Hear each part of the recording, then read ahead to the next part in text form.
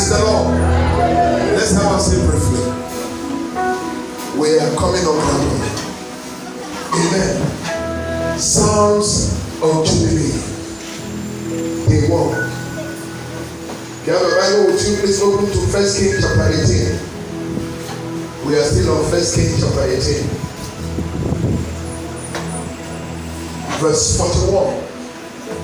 Just one verse. Just one verse. Somebody's been blessed tonight. Amen. And Elijah said unto Ahab, get thee up, eat and drink, for there is a sound of abundance of rain. Can you say amen? Amen. Let me read for us the message. The message edition. You have message? Message. Elijah said to Ahab, up on your feet, eat and drink, celebrate. Rain is on the way. I hear it coming. Can you just do the favor and stand to your feet and go and announce to 10 people, rain is on the way. I hear it coming. Rain is on the way. I hear it coming. I hear it coming. I hear it coming. Rain is on the way. Rain is on the way. Yeah, mama, rain is on the way. I hear it coming. Ah, touch it. Rain is on the way. I hear it coming. Oh, elder, rain is on the way. I hear it coming. Yeah. Amen. Praise the Lord. Let's have our seats. Tonight we are all prophets of God. As God prophesied, it shall come to pass. In the name of Jesus. We're looking at shouts. Joyful shout of celebration. Joyful shout of freedom, of liberty, of new beginning. So now we just want to look at that word. Get up. Get up. Amen.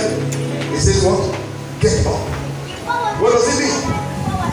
Get up can mean arise or stand to your feet. Abi, teacher. Amen. He said get up. Can mean what? Arise or stand to your feet. You just look at that. Take the last prayers and then we'll be celebrating hope. Get up. Eat and drink. If we take get up first, we said arise or stand to your feet.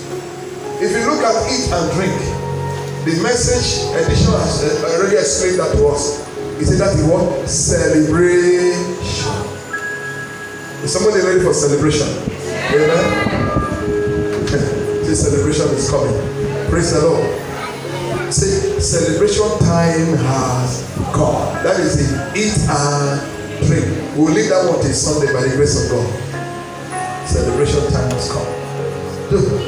To someone who has been stranded, delayed, stagnated, someone who is experiencing hopelessness and helplessness, someone who has gone through all kinds of suffering, reproach, hardship, it says, arise or get up, eat and drink.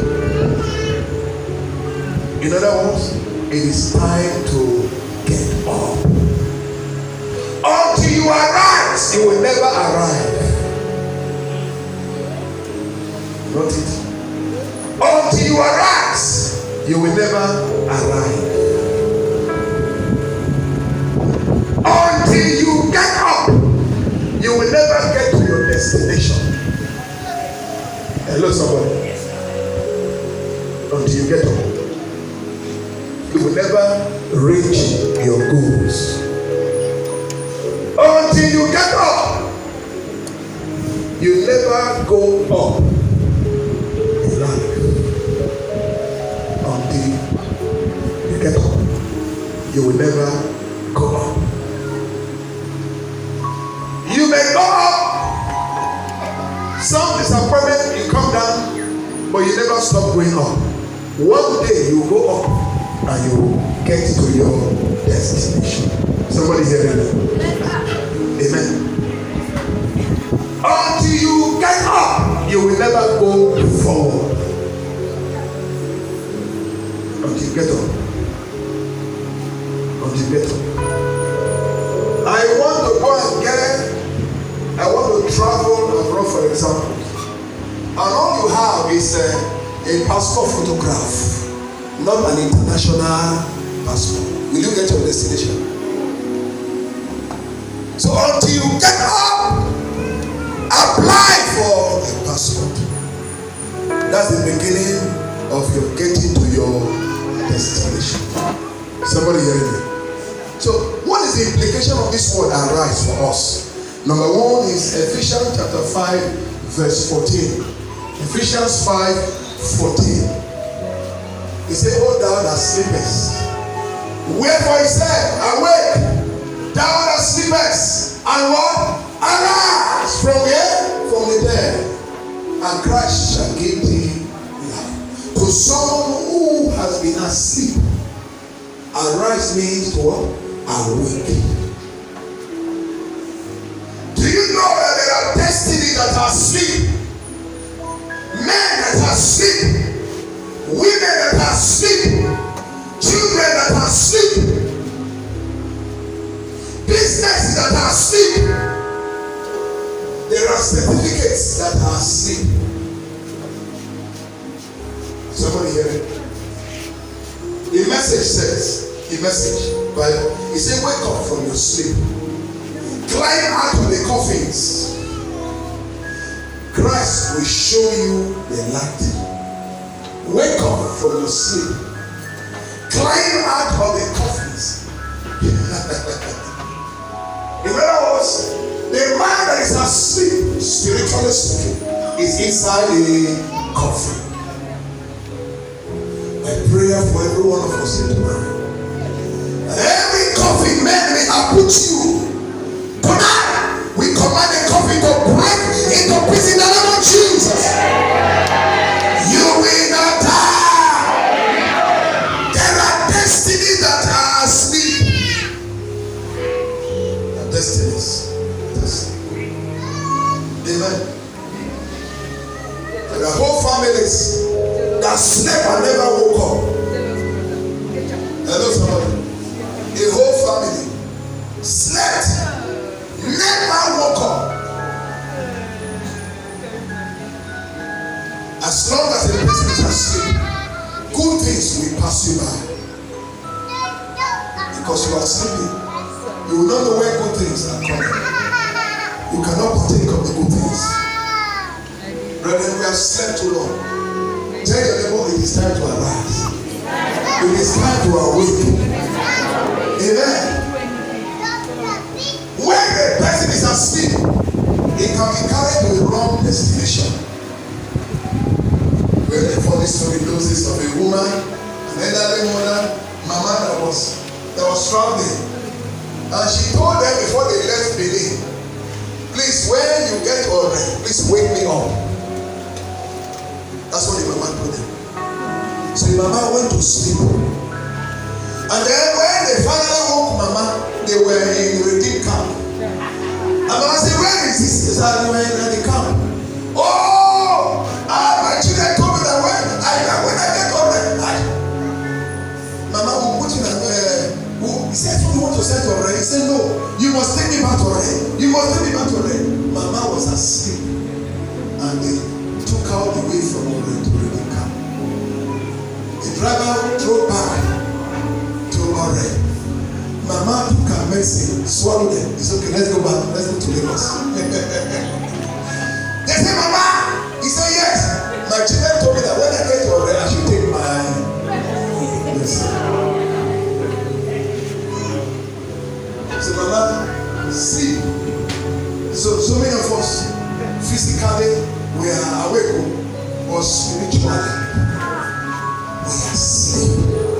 So we find ourselves in the wrong destinations.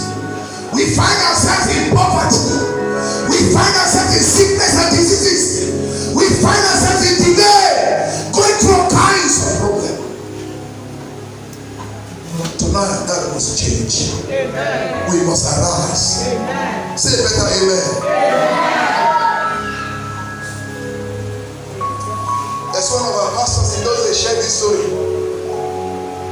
He had been preaching to his landlord, the Baba, to give his life to Christ. And Baba became sick. So one night Baba called him. So he thought Baba was ready to give his life to Christ. So he went to meet Baba. As he got to Baba's place to pray for him, you know, go like that man. So he laid down to pray for Baba, thinking that Baba was to give his life to Christ. Baba threw himself on this pastor as if he fell, as he didn't tell him. But it was not an accident. He had transferred death to the pastor. So he fell on him. Oh, Baba, sorry, Baba. Baba, sorry. My son, thank you. Just pray for me. In the night, the pastor was asleep. In that sleep, he saw one huge man walk into his bedroom. One hand carried a coffin. The other hand, he used to pick up the pastor like a broomstick, put him inside the casket, and began to nail him inside. All of a sudden, pastor woke up sweating. He woke his wife. He said, "Death has come." Prayers. He entered into prayers. That's why we should be spiritually awake. So that we will not sleep the sleep of death. You will never sleep the sleep of death. Amen. In the name of Jesus.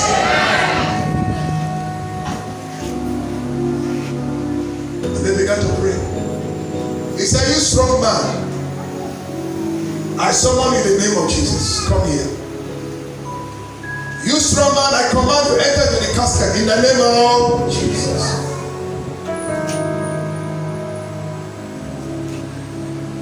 He said, "You have not finished nailing me before I woke up. Now I'm going to nail you."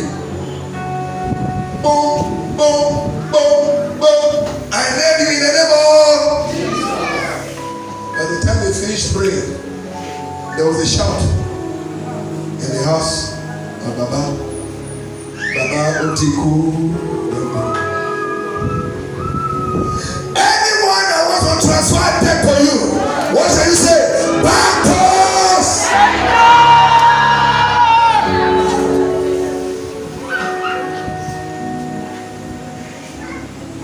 You see, where you sleep, you miss opportunities.